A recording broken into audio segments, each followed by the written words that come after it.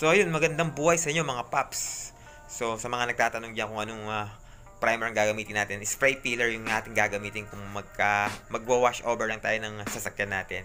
Kung magpipintura tayo ng sasakyan, yung tinatawag na surfacer o yung spray peeler ang kailangan natin na primer na gamitin.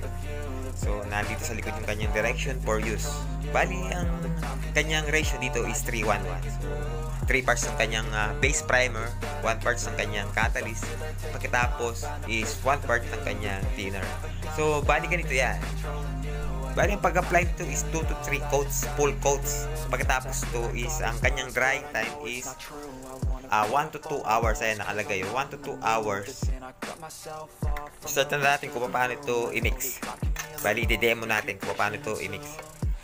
Bali ganito yung itsura ng kanyang surfacer na primer. Medyo light gray siya mga paps. So ganito yung itsura ng ating Hansal urethane na spray peeler. Bali wag na kayo magtaka kung hindi siya puno. So talagang ganyan ang kanyang laman. So bali ibubuhos natin to sa isang malinis na lalagyan. Bali kalahati lang muna yung binagay ko kasi hindi kasya doon sa ating lalagyan. So nasa 1 liter lang yung ating lalagyan dito.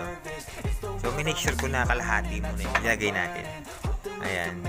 Pagka kasi binuhos natin to lahat tapos hindi natin to nai-apply is maninigas lang. Sayang naman kung maninigas lang siya. So after nating mapatuyo yung unang timpla natin ng 2 oras is pwede na nating timplahin ulit yung natitira pang kalahati. So, huwag sobra-sobra yung pagtitimpla para siguradong hindi masayang. So, bali lalagyan na natin to ng kanyang hardener o yung tinatawag na kanyang catalyst. So pag wala nito is hindi ito mag-activate, hindi siya matutuyo. So ganito kulay ng kanyang primer na catalyst. So pang spray peeler to mga paps, hindi to pwedeng ilagay sa base coat o sa top coat. Marami kasing nagtatanong sa akin kung pwedeng ilagay ito sa base coat o sa top coat. So hindi siya pwede, basta yung kulay green na ganyan, parang lime green, is hindi siya pwedeng ilagay sa base coat o sa top coat clear. Pang primer lang yung mga to, mga paps. Bali hindi rin puno yung laman nito, hanggang dito lang siya, kalahati lang siya mga paps. Tapos yung linagay natin is kalahati naman ng laman niya. So hanggang dyan lang yan.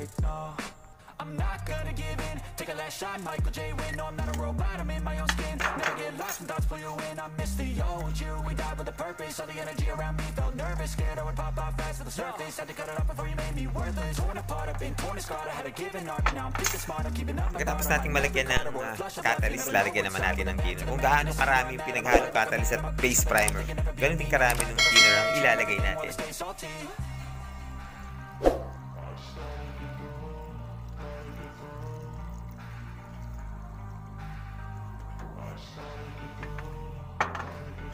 Pagkatapos isahaluin natin ito ng mabuti.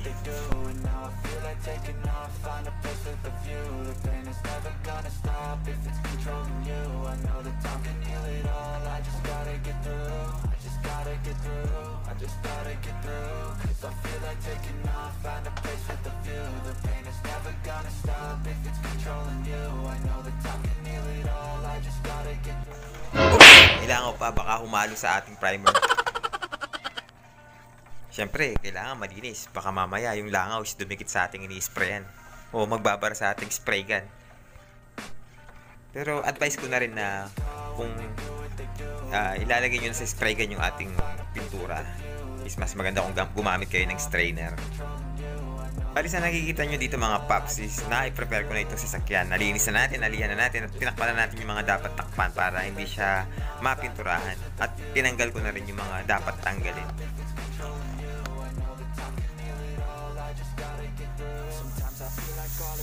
But I know it's not true. I wanna put up all my walls cause I'm not in the mood. But then I cut myself off from the rest of the room. I know that time can heal it all if you're patient and soon it can all be worth it, all the searching. Pain is never really permanent, but damn it hurts man. I could feel all of the turbulence and it's concerning. I've been searching for a purpose, I hope it's worth it.